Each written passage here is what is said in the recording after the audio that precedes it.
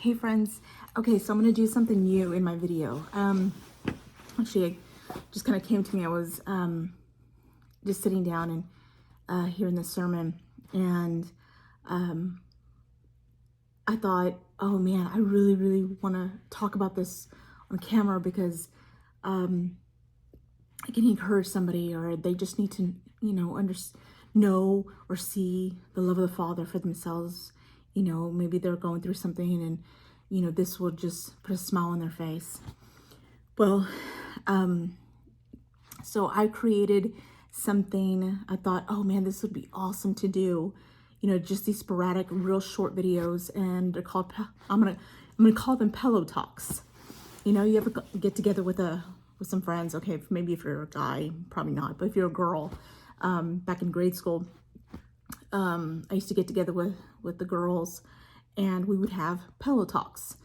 And it would be like at night, and everybody grab a pillow, and we would all sit together on the bed or on the couch, whatever, just relax, with your favorite drink or whatever, Dr. Pepper, Pepsi, whatever you wanted, and we would just talk. So I thought, oh man, this would be such a great idea for my video. So I have a pillow here. If you don't have one, go get one. Let's have pillow talk. So I know it's kind of cheesy, but I like the ring to it.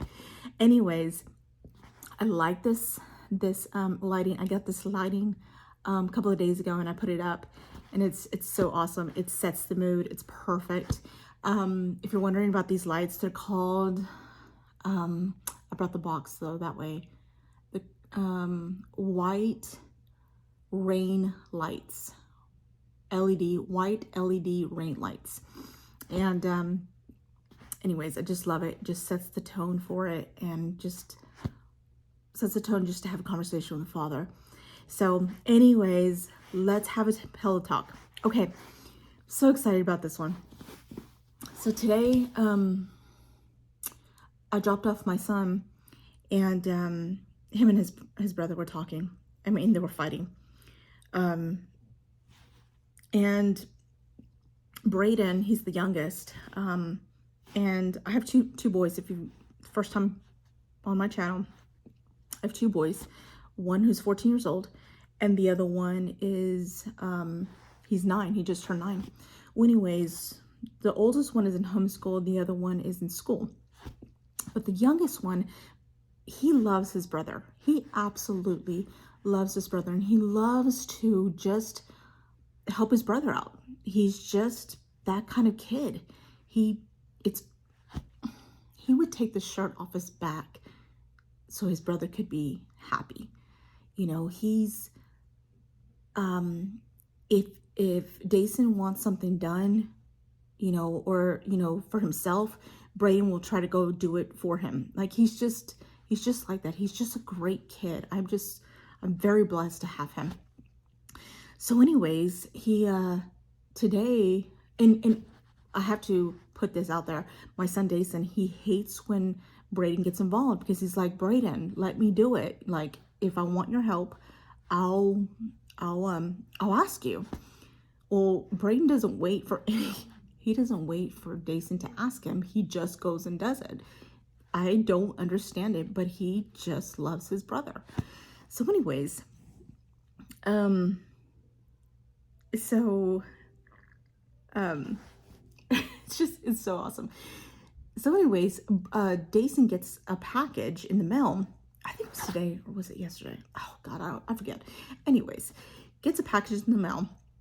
He's waiting for these, football guys to come in, and so Braden's like, he goes to the, he knows obviously a package needs to be open, so he needs to get some scissors from the kitchen. So I see him getting the scissors, and he's going to the room, and then I hear like this bickering. I'm like, oh gosh, these boys, right? And so I go to the room, go to Dason's room, and they're fighting. Dason saying, Braden, I don't need your help. I don't need your help. And Braden, just like, his little face just went down, like, he was so sad because his brother wouldn't allow him to open up the package. And that's what Braden was doing. He was not only bringing Dason the scissors to open the package, but he was also opening the package himself without asking Dason, hey, do you need help? He just automatically assumed, oh, you know, I'm going to bring my brother, my big brother, the scissors, and I'm going to open the package for him. I mean, as a parent, you're like, oh, you know, you look like, oh, I just see your heart, you know, it's so cute. Anyways, okay. So, anyways, Dason's really angry at this point. He's like, gosh, you know, Mom, tell him something, you know, he just doesn't learn. I'm always telling him, I don't need help. I don't need help. And I'm hearing this, but at the same time, I'm looking at Braden's face. And I'm looking at his sad face that he can't, that his brother's disappointed once again in him, knowing that he had good motives. Like his brother doesn't see the good motives behind it. You know, he just sees what he did wrong. In my heart, as a mom, I understand Dason, but at the same time, I see Braden's heart behind it. I see that he's just so sad that his brother doesn't see the love that he has for him, you know, and yeah, I just think of it and just, I just feel like I'm gonna go into tears all over again. But I tell Dason, I'm like, I understand. It's like, Dason, but this is Braden's character. This is his natural character. He wants to help you. I totally understand, son. I totally get it. And well, I see Braden. He gets up from Dason's bed and he goes to his room and he's just like in tears. He's so heartbroken that his brother cannot see that all he wanted to do was help him. And of course, you know, I was just like broken at that moment because I had to see my little boy's face of, you know what I'm saying? So I go to Braden's room and he's curled up in his bed and he's crying and crying. And I don't know what to say, but all I did was, like, I could have just left it, you know? I could have just been like, oh, Braden will get over it, you know, whatever. As a parent, for me, to see my little boy's disappointment like that, to see his face so downcast, I don't know if that's the right word, but it just messed with me. It just messed with me. So I ended up going to Braden and I just put my hands, you know, around him and I told him, you know, I love you. I love that characteristic about you. Don't ever change that. Don't change that ever. I love that about you, that you just always want to help people. You know, and I don't know if I just said this, like in the very beginning, he helps his brother only. No. I take that back.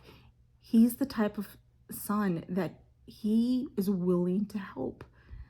You know, he's just willing to help. And I just love that. I love that about him. I love that characteristic. And I see the Father's heart in that, you know. I always tell him, you're going to be a pastor one day. You're going to be a pastor one day.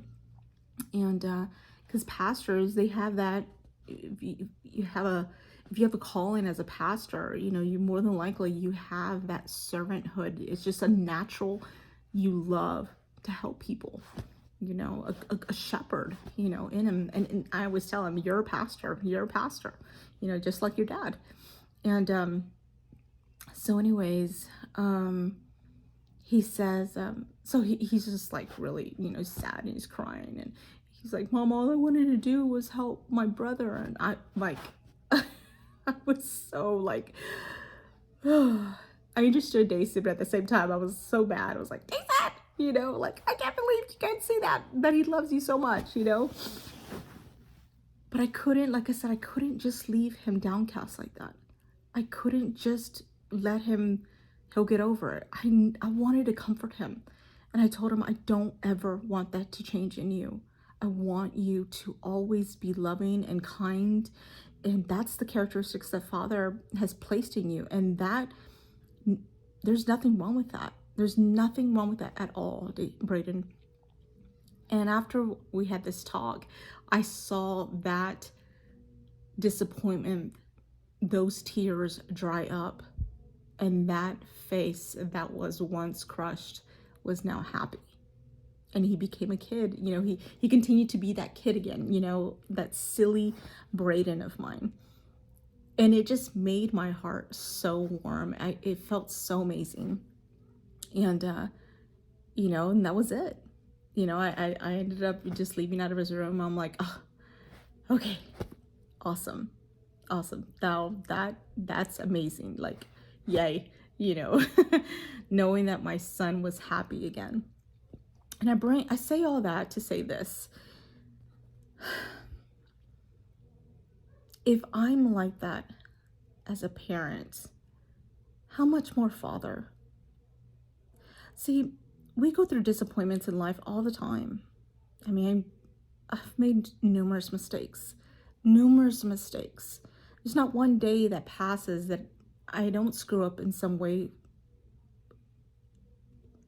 But if my Father, if I was perfect, there would be no reason why Jesus would ever cover me.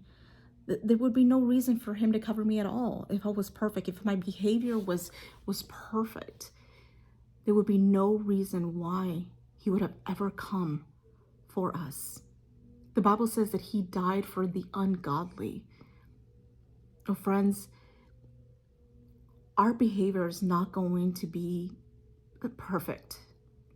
I'm not saying that we justify it, you know, our behavior, but if Father sees us as Jesus, if he sees us as, if we have the same love that Jesus has, that the Father has for Jesus, and we have that same love, gosh, I hope that puts a smile on your face, even though that you messed up, even though you screwed up today. I want to encourage you, put a smile on your face.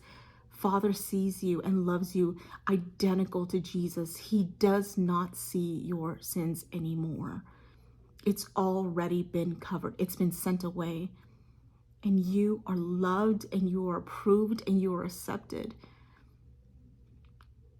So I want to tell you and encourage you today that your Father is so proud of you.